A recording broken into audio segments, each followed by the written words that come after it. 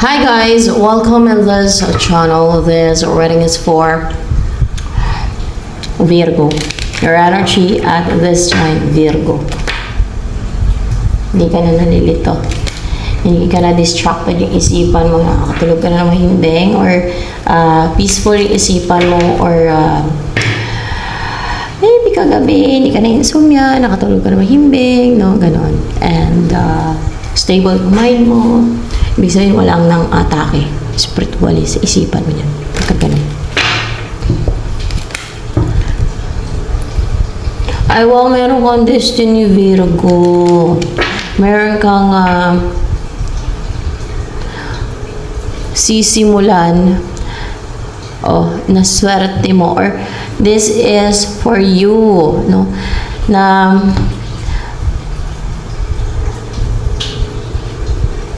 eto na yung parang jackpot mo, jackpot. Parang makabili ka ng bahay or you will live in a house. More clarification, the wheel of fortune na bigay sa'yo. You will live in a house na you're positive, inspired, and living life na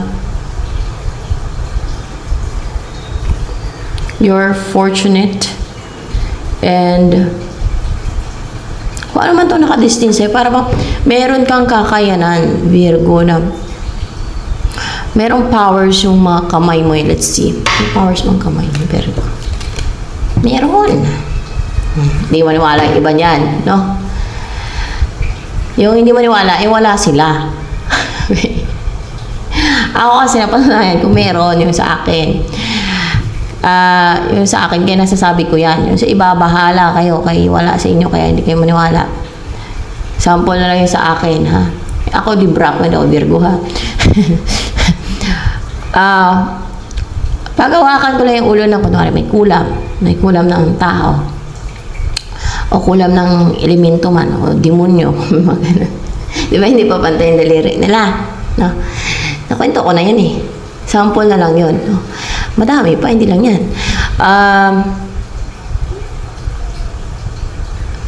Na may powers, hindi mo makita yung lumalabas yung powers, pero may powers eh. Paano? Ito ha, pag hawakan ko na yung ulo, walang orasyon na, walang manifestation ha. Walang affirmation ha. Habang ginagawa ko yun ha, hawakan ko na yung ulo ng sa akin dati, nung napasukan ako ng kulam dati, na hawakan ko na yung ulo ng tao na yun na may kulam. Okay, sa akin dati, nung may kulam ako, napasukan ako, sa dami ng atake sa akin eh. Sample na lang yan. Pag nawakan ko na yung ulo, basta nakadiin talaga yung palad ko sa ulo ng tao na yan. No? Kaya sa akin man. Ganun. Nari ko di pantay yung daliri ko. Ganun ginagawa ko eh. No? Dati, pag hindi pa pantay yung daliri ko, ganun ang ginagawa ko. Papantay na siya. Di ba, pag pantayin niya to. Doon yung malalaman kung may kulam ba yung tao. Hindi, wala. Kung meron bang kulam ng tao, elemento, kung mayroong mang demonyo o diablo sa katawan niya, dyan mo din malalaman kung mayroong ganyan eh, sa loob ng katawan niya eh. Basta yun ang kasi sa mga manggagamot. Pag hindi pantay ang daliri, may kulam. Pag malalaman din kung may kulam ng tao, kung kulam ng tao ba o kulam ng elemento o kung fallen angel ba na sa katawan niya, mga ganon, malalaman din, no? Sa kamay din. Kaya, doon yung malalaman kung natanggal na yung kulam o yung yung demonyo sa katawan niyan. Pagpantay na yung daliri niyan. O sumpa din ata, pati ata sumpa, kasi papantay yung daliri niya. So, pag idiin ko lang yung palad ko sa ulo, no, na may kulam, papantay yung daliri niya. Pag tingnan, kunwari, hindi pantay, no? Tapos pag tingnan mo na, papantay na siya. Madami na sa akin. Kahit yung sa kapatid ko, hindi naman kulam yung sa kanya dati. Ano yun eh, yung ginagambala siya na gusto siyang kunin ng fallen angel. Kasi napapakita niya sa panaginip niya. Ayaw siya palabasin ng fallen angel sa bahay na bato. Sa pinunta namin na bahay na bato. Yun ang ginawa ko kasi na-discoveryhan ko na eh. Yung kakayanan kong ganun eh. Nakakan ko na yung ulo niya, wala nang balik-balik yung fallen angel. Hindi na siya nagkakasakit. Wala na, kasi na-sentence yung Pierre and Fallen Angel na yun.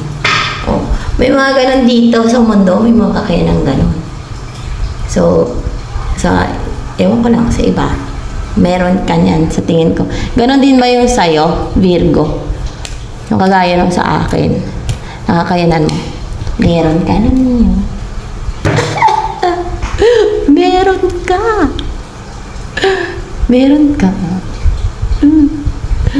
Meron ka nga eh. Wala nating ulit-ulitin kasi meron ka nga, pero ito ay kung sino lamang ang kuhaan ng energy o pagkukuha ng energy ng aking guide. At alam niyo naman kung saan ako nagpapaguide. Always sa God ako nagpapaguide. No, yan.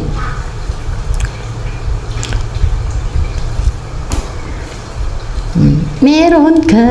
Oh my gosh. Madami pa yan. Hindi ko lang sasabihin yung iba dito. Kasi, sabihin ng iba, ano ba ito? Naginip ng gising? Kasi hindi nila yung na-experience. Madami. Hindi naman gano'ng kadami. Pa isa-isa ko lang nadidiscover sa akin. Pero meron ka nga pagka ganyan, meron niyang kapangyarihan ng iyong kamay. May powers. Hindi mo makita na lumalabas yung powers. Meron ka. No? At, let's see. Pag hinawakan mo ba yung ulo ng tao na may evil spirit, demons, fallen angel, sa katawan niya, pag hinawakan mo yung ulo niya, dikit mo yung, kasi dinidikit talaga yun. Dinidikit ko talaga yun sa ulo. Hindi pwedeng yung slight lang. Kailangan dikit talaga yung palad ko para mapapantay siya, para matanggal eh.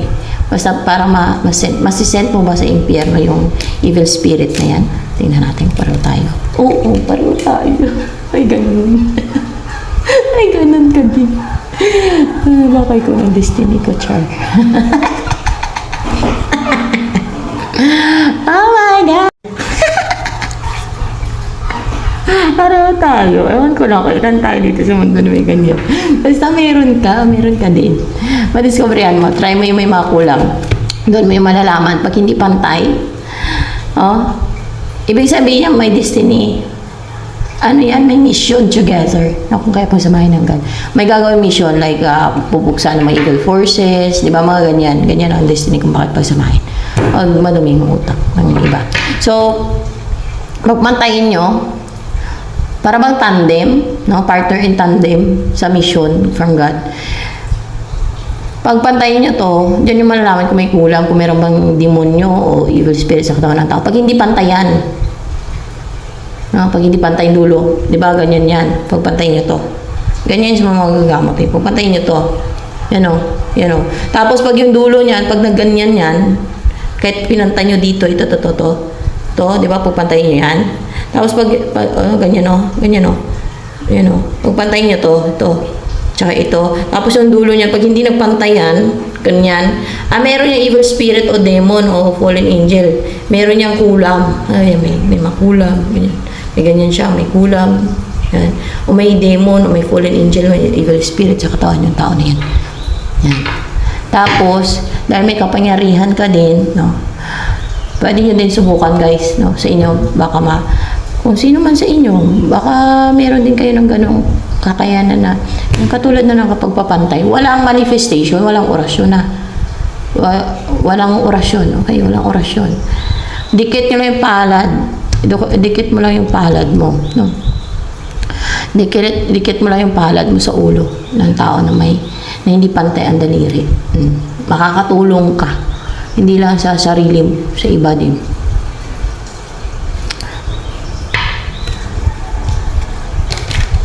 Ganyan ang mga sasay ng Diyos. Yan ay gagamitin mo din para gamitin mo sa mission mo, para magamit mo sa mission mo, at para na din makatulong siguro sa mga tao. Siyempre, para sa makatulong din sa mga people of God. Kasi madami kaya ang nabibiktima. Madami kaya napapasukan ng mga evil spirit, unclean spirit, demons, kanyan. Kahit sa akin nga, may mga dito, may mga gumagawa ng mga, alam niya na, ganun. Kaya, ay, nako guys.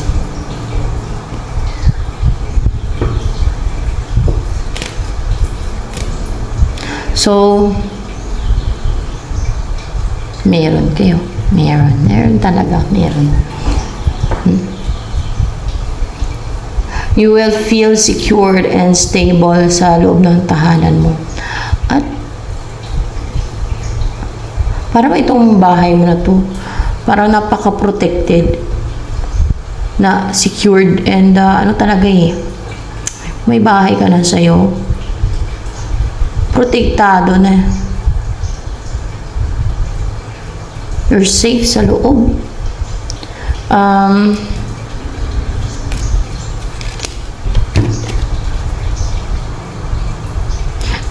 Doon daw sa loob ng tahanan mo, sa bahay mo, o kung may bahay ka man, hindi mapasukan ng mga negativity, hindi mabuhusan ng negativity ang loob ng tahanan niya, Virgo. Na hindi makapasok sa loob ng tahanan mo yung mga negativity nila, mga deceit nila, mga ganyan, yung mga gusto mag-take ng action, yung mga nagtitake na action, yung active na gumawa ng mga deceit, siguro mga witchcraft, hindi makapasok, pati negativity nila, o mga, baka pati spells sa loob ng tahanan mo. Meron ka bang nilagay sa loob ng tahanan mo na ginaid ka ng anghel? Wala. Meron ka bang nilagay sa walls mo na para hindi makapasok yung sa loob ng bahay mo, sa walls mo, o sa paligid ng bahay mo para hindi makapasok ang negativity at mga meron ka. meron advance ka. Sino na guide si Jesus Christ? Let's see. Ginaid ka ni Jesus Christ, di ba? Yung ginaguide ni Jesus Christ. Sa mga wala, wag kayong mainggit. Pag mga ganito, makakatulong yan sa maraming tao. Okay? Sa mga kasi mga gumagawa ng witchcraft, no? Huwag kasi kayong huwag niyo pairalin yung inggit ninyo, kasi always nasa huli ang pagsisisi ng mga ganong klase ng tao. Yun lang masasabi ko, kasi ay nako guys, hayaan yung buhay ng iba. May buhay kayo, may buhay eh. Ba't buhay ng iba? Pakialaman nyo, diba? Sa mga gumagawa ng witchcraft, ha, hindi yan sa lahat yan, ha. Buhay ng iba ang kinukontrol kasi nila, tsaka nahasik ng lagim, kaya pinapapatay ng God yung mga gumagawa ng witchcraft eh. At may hatol yung God, di ba? Hindi sila natakot. Inggit talaga, napapasulsul kay Satanas. Mali yun, hindi tama yun, napaka-injustice nun eh. Wala bang karapatan ng iba na mamuhay ng kung ano yung buhay na ninanais ng lahat? Lahat naman tao gusto umasinso, gusto magandang buhay. Hindi na lang magtulungan. Dapat magtulungan niya, tulungan ang kapwa. No? Kung nahihirapan, hindi na ikakatuwa pa kung nahihirapan yung iba. Dapat nga tulungan eh. Kung sino'y kawawa, tulungan. Hindi na kawawa na nga, salbahiin pa. O umangat yung iba, gusto hilain. Ano yun? Buti nga nakaangat sa buhay, tapos hilain pa, gagawan pa ng witchcraft. Nagsikap din yun, pinagsikapan niya din yun. Buti kung galing sa nakaw yun, kahit pa hindi niya naman ninakaw yun, di ba? Buti kung ninakawan kayo, galing sa nakaw yun, magalit kayo. At mali yung gagawa ka ng witchcraft, hindi yan sa Diyos, demonic yan.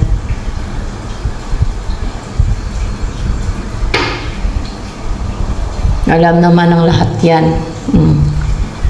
And you will feel balance sa loob ng tahanan mo. You feel balance. Alam yung balance, siguro emotion, yung thoughts mo. Balance ka and secured talaga sa loob ng tahanan mo. Oh my gosh. Ano nyo? Are you interested na magkaroon ng balance sa inyong person mo? Sa inyong person mo. At itong person mo na to, meron na intimidate dito. Umaaring sa inyong dalawa, naka-experience kayo ng mga temptations from the evil forces, like from the devil. Pero, hindi ba makapasok yung mga evil forces sa loob ng tahanan mo? Hindi. Hindi sila makapasok dyan. Pati negativity. Ito na yun, yung mga active na mag-take na action, hindi sila makapasok kasi ginahidan ka ni Jesus Christ. Kung ano ilagay mo sa walls mo, sa walls ng bahay mo, ha?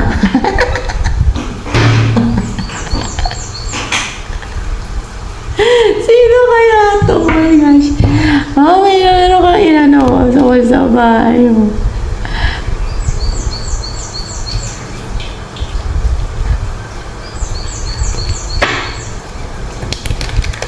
Oh my gosh, sino kaya to? Queen of Swords in reverse. Kasi gusto ko yung pigilan ng devil kasi isipin mo ginagay ka Jesus Christ. Kahit niya ilagay na lang sa walls ng bahay mo para hindi makapasok ang mga negativity sa loob at mga evil forces, no? Mga scheme, magagawa ng scheme but deceit, o, diba? Kasi may purpose yung Diyos niya, si Jesus Christ at God, no? Kung bakit ginaidan ka niyan. At may powers ka sa kamay. Isipin mo yon, no? Meron kang mission. Maybe it's a huge mission, no? And hindi mo pigilan yung damdamin mo, yung emosyon mo, pagdating sa person mo na to.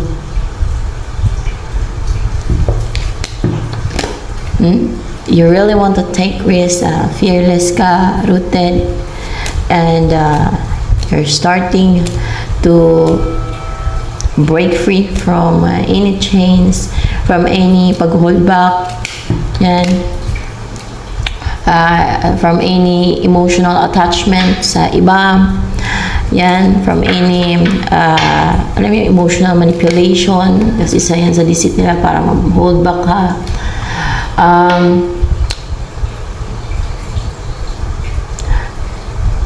You're cold and you're not willing na mag-take na action dito sa Empress in reverse, sa fake Empress na to. Kasi may nagpipretend itong fake Empress na to na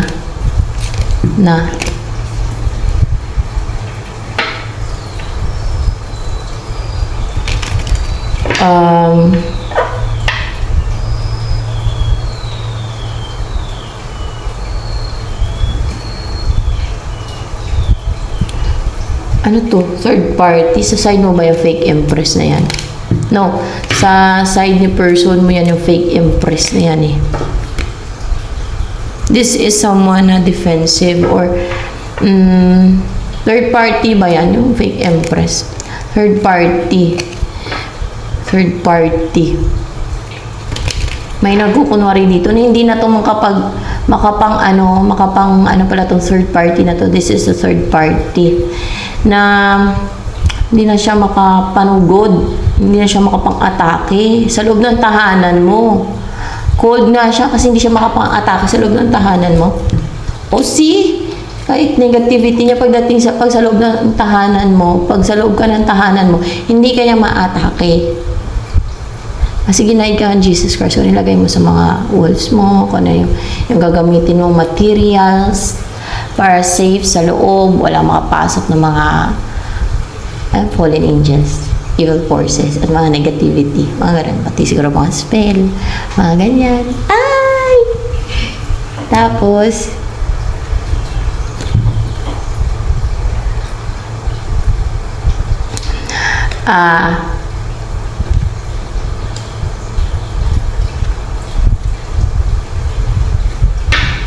the Chariot and reverse. So, see, hindi na makapanlin lang itong Empress na ito. This is, nagpe-pretend siya na hindi daw ikaw yung magte-take ng action sa person mo. Nagpe-pretend siya na hindi ikaw magte-take ng action sa person mo. Na nililito niya itong person mo para mag-juggling na paniwalaan ng person mo na siya ba o ikaw, para malito yung person mo, siya ba yung the one para sa kanya mag-take na action sa kanya o ikaw, ganoon. See? Pinapadali niya, may ginagawa siya para madali. Madali yung yung destiny. Para madali yung destiny, yung maklaruhan kayo ng person mo na mag-decide na You will live in that house. Yan na yung bahay dyan. Yung bahay mo. Na secured and safe dyan sa loob. Pag dumating na ba dyan yung person, magtatanim yan dyan ng mga prutas sa bakuran mo. Oo, magtatanim daw yun ng prutas. Di ba may mga prutas dito?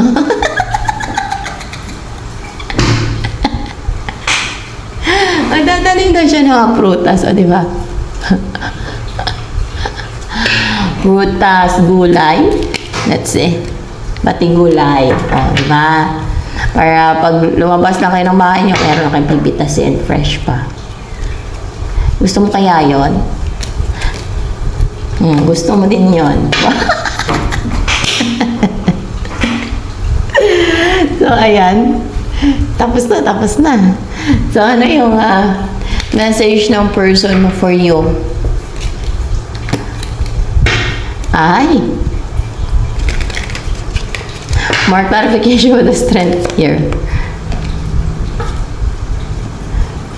Be strong daw. Mag-recover ka sa pwedeng sakit or wala ka naman siguro sakit. Pero sa yung parang feeling na left out in the cold, yun on. Or maaaring strong na siya. Sino ba yung strong? Ikaw? Hindi. Si person mo, ang strong daw dyan. Hindi. Be strong. Sabi ng person mo.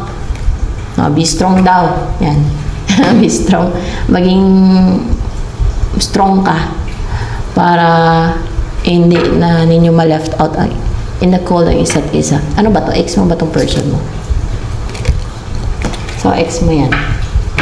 X Factor Philippines. So, yan. Ito na lamang for Virgo.